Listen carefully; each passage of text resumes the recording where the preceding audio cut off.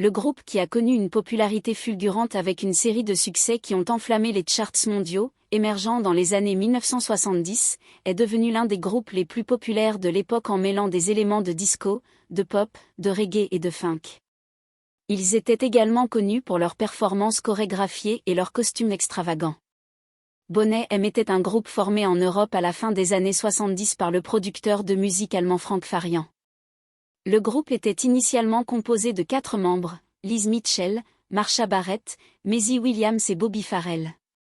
Ce qui surprend encore beaucoup de gens, c'est que la voix masculine derrière le groupe n'était pas celle de Bobby Farrell, il mimait pour Frank Farian, qui était également responsable de l'écriture et de la production des chansons du groupe.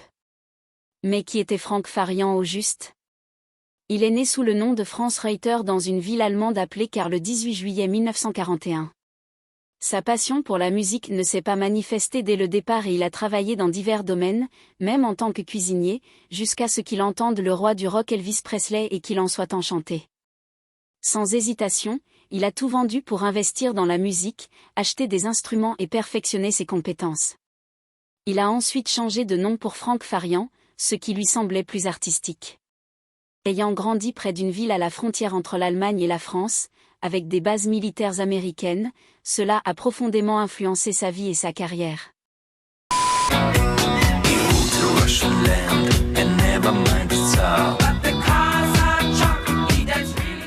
Avec dévouement et formation, il est devenu suffisamment compétent pour jouer des reprises de chansons américaines, se produisant dans des clubs locaux fréquentés par des soldats américains cherchant à échapper à la situation stressante et à se rappeler chez eux. Ils ont aimé sa voix et son talent, mais Frank n'a pas pu obtenir un succès significatif. Il a été confronté à un défi: comment un chanteur blanc interprétant de la musique noire pouvait-il trouver le succès ? Ce n'était pas facile. Les maisons de disques l'ont constamment rejeté, lui conseillant de retourner à la musique allemande, qu'il pensait plus adaptée à Frank. À la fin des années 60 et au début des années 70, Frank signe un contrat en tant que chanteur solo. Il s'est plongé dans le monde de la pop et a fait ses débuts dans le célèbre show de divertissement allemand The Hit Parade, où il a présenté sa voix et a conquis le cœur du public. Son premier succès est venu en 1976 avec la chanson Rock, mais ce n'était pas suffisant pour Frank. Il voulait plus que ce qu'il considérait comme un petit succès. C'est alors qu'il a décidé de s'éloigner de la scène et de se concentrer en coulisses. Le groupe Boney M est apparu lorsque Frank Farian a remarqué la popularité croissante de l'ère disco et a voulu essayer quelque chose de nouveau, allant dans la direction opposée de ses entreprises musicales précédentes. À cette époque, Frank avait 2 albums sortis et était préoccupé par sa réputation. Il a produit et enregistré une chanson de test mais ne voulait pas risquer son nom, considérant que la musique allemande de l'époque était marquée par la pop et le rock, rendant la réaction du public incertaine. C'est pourquoi Frank a décidé de sortir la chanson sans utiliser son nom, c'était un moyen sûr de tester la chanson sans compromettre sa carrière. Il a choisi le pseudonyme Boney après avoir regardé une série policière. La chanson Baby Do You Want to Bump a eu une sortie discrète mais est progressivement devenue célèbre, devenant un succès aux Pays-Bas et en Belgique. Ce succès a conduit les gens à demander des spectacles de Boney M. Après avoir réfléchi à la façon de gérer la situation, Frank a décidé de former un groupe pour les représentations en direct et les apparitions télévisées. Les gens ne savaient pas qu'il n'y avait pas de véritable Boney M et qu'il avait chanté la chanson seul. Frank a cherché des artistes pour jouer dans le groupe et a trouvé 4 chanteurs caribéens en Allemagne. Le groupe comprenait Maisie Williams, son amie chanteuse jamaïcaine Sheila Bonick, un danseur connu sous le nom de Mike, et une chanteuse nommée Nathalie, arrivée en 1975 mais rapidement remplacée par Claudia Berry après le départ de Sheila et Mike. Maisie Williams a fait venir Bobby Farrell, un danseur exotique né à Cuba.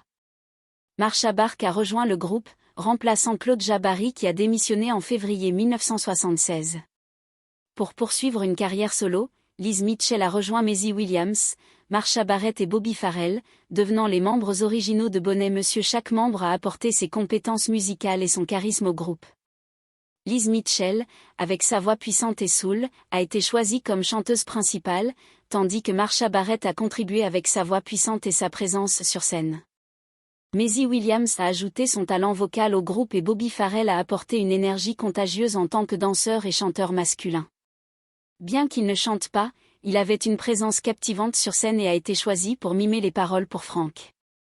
Le début du groupe n'a pas été facile et ils ont joué dans des discothèques et des lieux plus petits jusqu'au jour où ils sont apparus dans une émission de télévision allemande appelée Musik Laden en 1976. Ils ont présenté des costumes audacieux et une performance unique interprétant la chanson Daddy Cool. Après cette performance, la chanson est devenue un succès, atteignant la première place en Allemagne et propulsant leur premier album Take the Heat Off Me dans les charts musicaux. Après ce succès, la chanson Sunny est également devenue un single de Boney M, étant le deuxième hit numéro 1 pour le groupe. Se propageant maintenant à travers l'Europe, Daddy Cool a atteint la première place en Suisse, en Espagne, en Suède, en Norvège, en Autriche et en France. Ces réalisations ont également conduit les deux singles au top 10 au Royaume-Uni, en faisant l'un des principaux marchés du groupe. Le deuxième album de Boney M, intitulé Love for Sale, est sorti en 1977, avec les singles Ma Baker et Belfast. Love for Sale a obtenu une certification d'or et a répété le succès de leur album précédent en atteignant le top 10 au Royaume-Uni avec les deux singles Ma Baker et Belfast. L'année suivante, en 1978, ils ont atteint le pinacle du succès en sortant un autre double hit qui a grimpé dans les charts européens et dans plusieurs autres pays, intitulé Rivers of Babylon et Brown Girl in the Ring. Ce double single est devenu l'un des plus vendus dans l'histoire du Royaume-Uni et a atteint le top 30 aux États-Unis.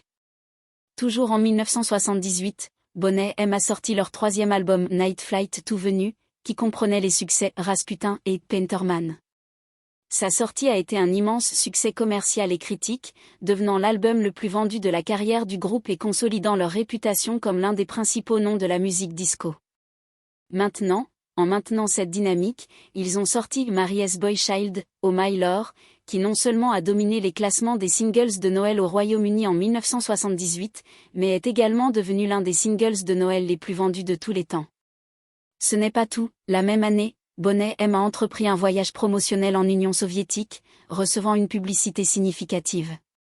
Ils se sont retrouvés aux côtés d'artistes occidentaux rares comme Elton John dans cet exploit.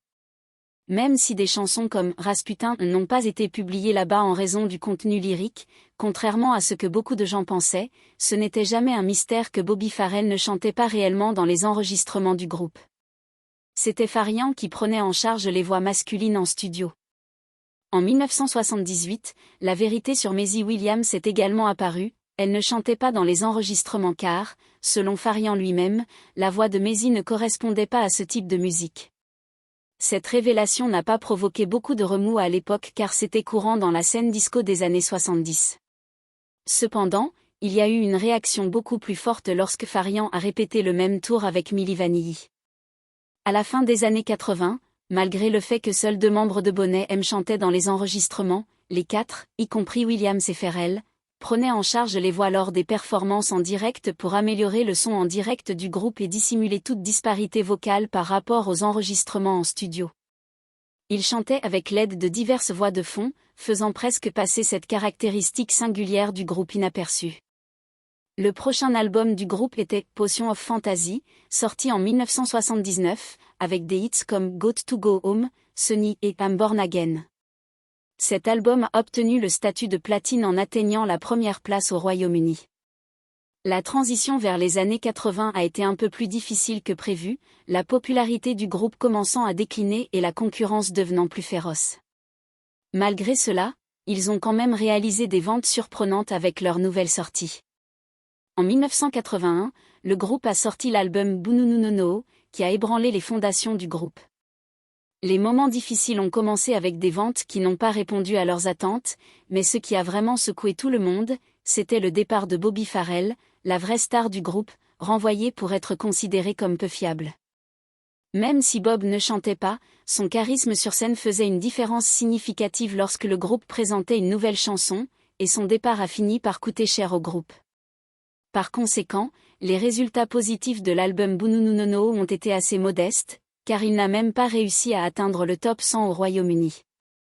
En 1982, ils ont engagé le chanteur africain Reggie Thibault pour remplacer Farrell, mais comme on pouvait s'y attendre, le résultat n'était pas positif.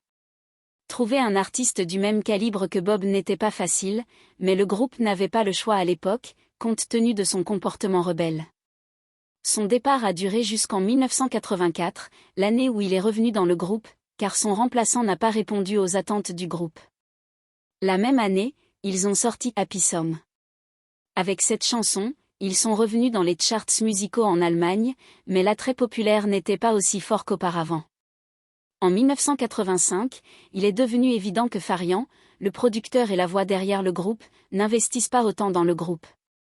Leur 8e album studio, I Dance, a été généralement perçu comme un travail décevant et décourageant.